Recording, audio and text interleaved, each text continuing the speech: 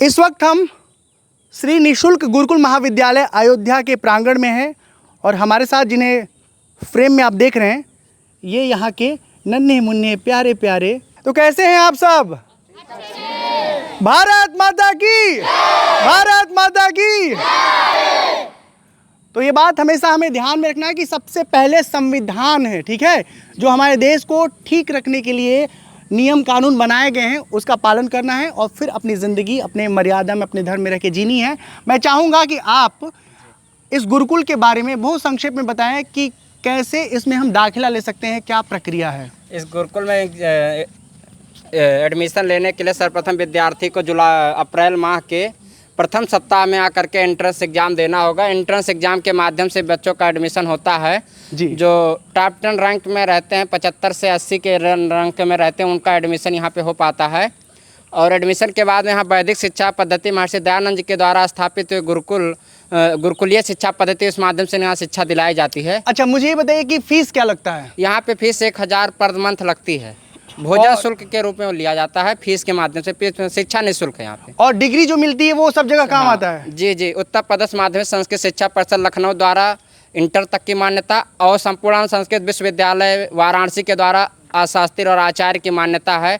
BEd की भी मान्यता थी, कुछ समय पहले यहाँ की बीएड की मान्यता खत्म होगी, पर यहाँ पर शिक्षा शास्त्री की भी मान्यता थी, लाने का पुनः प्रयास किया जा रहा है। बहुत सुंदर। अब मुझे ये बताइए कि आप लोगों का अनुभव कैसा है? आप में से कोई हाथ खड़ा करे और बताए कि आप यहाँ पढ़ाई करते हैं तो आपको कैसा लगता है? जी, स्वागत है। हमको यहाँ पे बहुत अच्छा लगता है। हाँ। और हमारे गुरुजन बहुत अच्छे हैं, विद्यालय बहुत अच्छा है हमारा। ये बताइए असली बात, कुटाई पिटाई होती है कभी कभी? हाँ होती है, गलती करेंगे तो मार खाना वाह, पड़ेगा। ताली बजाइए। वाह वाह वाह।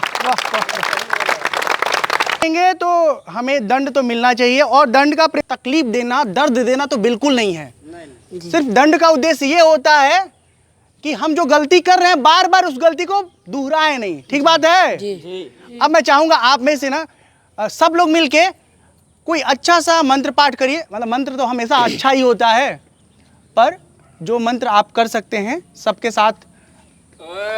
स्वनिर्मित पुरोहितम् यज्ञस्य देवं भूतारं रत्नदातमं सनहमिते वसन्नवे अग्निसुपायनो भव सत्यस्वानः स्वस्ताये ॐ स्वस्ति नो मिमितामस्वेन भगः स्वस्ति देव्यतिथिर्नवरणः स्वस्ति पूषा असुरो दधातु नः स्वस्ति द्यावः पृथिवी सुचेतनः ॐ स्वस्ताये वायुर्भुवमहे सोमं स्वस्ति भुवनस्य यस्पतिं बृहस्पतिं सर्वगणं स्वस्ताये स्वस्तायादित्यासो भवन्तु नमः।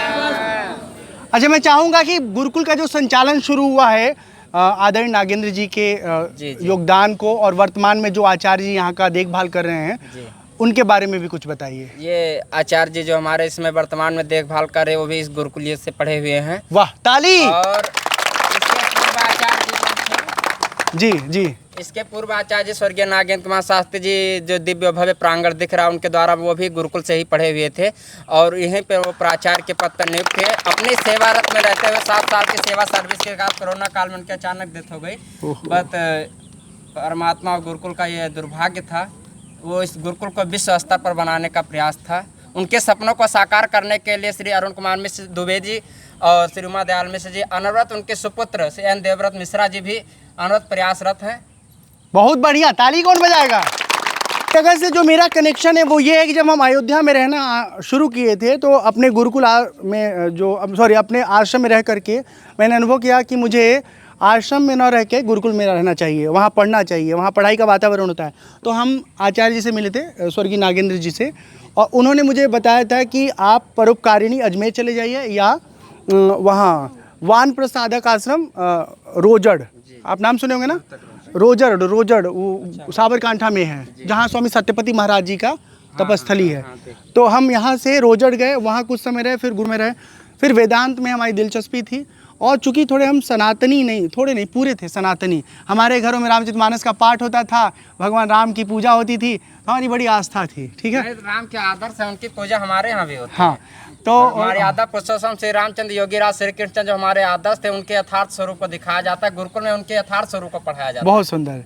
उनके ऊपर जो लांछन लगा श्री योगेश्वर कृष्ण भगवान, जिनके साथ में ऐसे ऐसी दुर्वृत्तियां जोड़ दी गई, जिसका खंडन करते स्वामी दयानंद सरस्वती ने सत्यार्थ प्रकाश के 14वें समूल्लास में इनका पूरा वर्णन लिखा है कि हमारे योगेश्वर श्री कृष्ण जो थे वो ऐसे नहीं थे।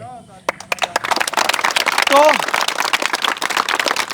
आप सबसे निवेदन है जो वीडियो को देख रहे हैं, वो सब लोग इस गुरुकुल परिवार से जुड़े, और गुरुकुल में यदि आप कुछ सहायता करना चाहते हैं, यहाँ की कोई सेवा करना चाहते हैं, यहाँ पर आकर के आप अपना कुछ योगदान देना चाहते हैं, तो उसके लिए मैं चाहूँगा ऑफिशियल एक नंबर आप हमारे साथ शेयर कर दीजिए। जी 9648 40 92 50 और 9838 55 10 96, ये 2 नंबर हमेशा चलते रहते हैं।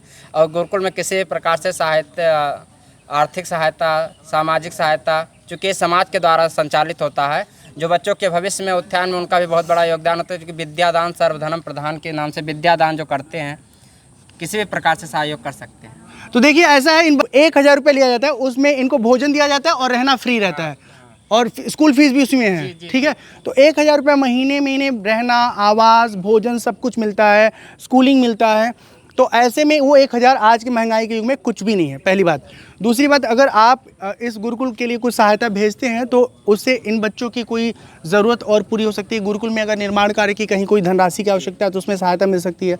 मैं एक बात और आपसे, कोई अपनी बेटी को पढ़ाना चाहे तो कुछ कन्या गुरुकुल के बारे में आप हमें बताएंगे? पावनी कन्या गुरुकुल बनारस, हाँ। और चोटीपुरा गुरुकुल इधर है, क्या नाम है, इधर मुरादाबाद के साइड में है, और एक देहरादून में जो कन्या गुरुकुल है वहाँ भी जा सकते हैं जी। तो आप गूगल पे सर्च, पहले संचालित हुआ था, गूगल पे सर्च करेंगे आर्य समाज द्वारा संचालित कन्या गुरुकुल, तो आपको लिस्ट कुछ न कुछ मिल ही जाएगा। और एक जगह से दूसरी जगह से तीसरी जगह से आप जब डाटा निकालेंगे तो आपको पता चल जाएगा कि किस गुरुकुल का कैसा वातावरण है।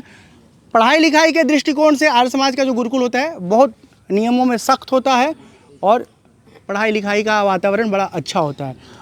तो मैं अब यहाँ से विदा लेता हूँ। आप सबको बहुत बहुत प्रणाम, सीताराम, नमः शिवाय, हरिओम। हाँ, और भैया यहाँ पे की जिम्मेदारी देख रहे हैं, आप अपना परिचय बताइए। जी अरुण कुमार शास्त्री।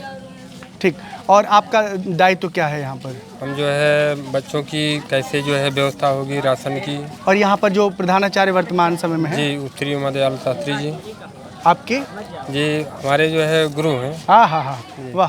तो बहुत बहुत साधुवाद, धन्यवाद, सीताराम, नमः शिवाय, भारत माता की जय, भारत माता की, भारत माता की। निःशुल्क गुरुकुल महाविद्यालय प्रांगण में जो अयोध्या धाम में स्थित है, और ये जो से हम इंटर करते हैं अभी तो रामपथ के, हाँ, रामपथ मार्ग से जो है, हाँ, ये नाम रखा गया है, नया नाम है। हाँ जी, पहले उदया चौराहा रोड जो है कहते थे। तब रामपथ बोल के आप आइएगा, इस गुरुकुल में आप पहुंच जाएंगे। ठीक है, पराग मिल के बगल में। सीताराम।